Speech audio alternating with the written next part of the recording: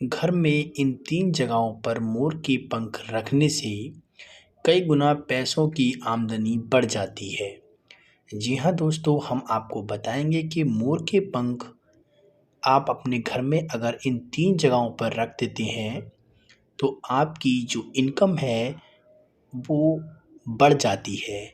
आपकी कमाई में बरकत होने लगती है और आप अच्छा पैसा कमाने लगते हैं।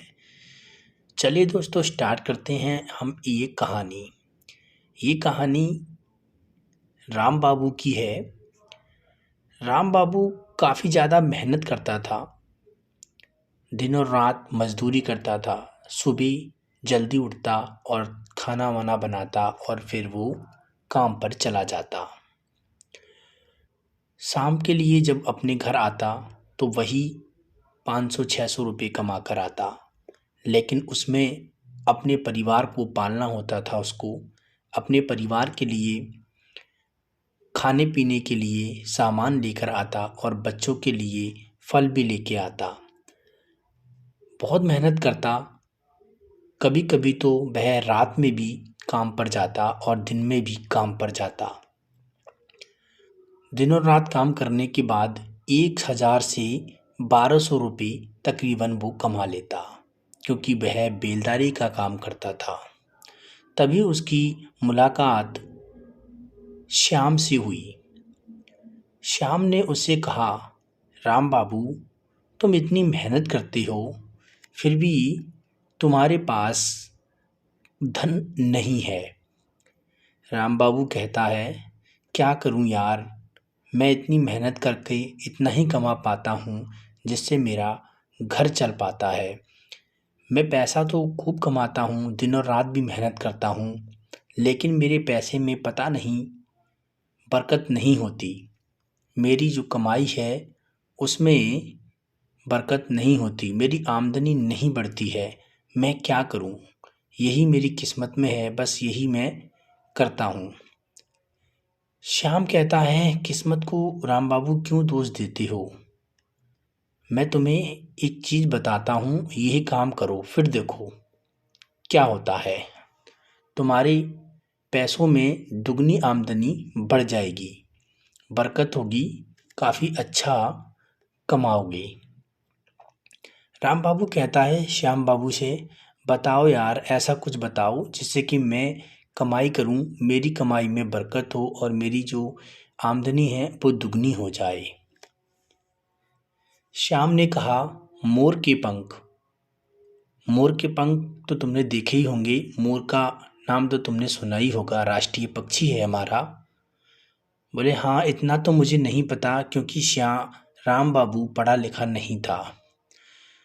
फिर उसने कहा, हाँ तुम बताओ, मोर के पंख से क्या होगा? उसने कहा, श्याम ने कहा कि तुम मोर के पंख कहीं से लेके आओ और अपने घर में इन तीन जगहों पे रख देना जहां मैं बताता हूँ।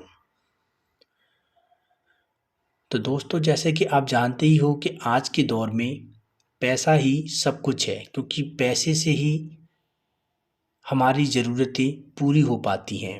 बिना पैसे के आजकल लोग बात भी नहीं करते।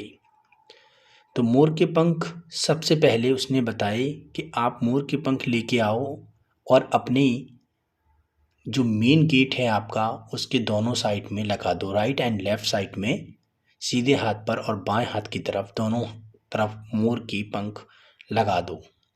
उससे क्या है, तुम इतनी मेहनत करते हो, कभी भी तुम्हारे साथ कुछ गलत नहीं होगा, कोई घटना नहीं होगी।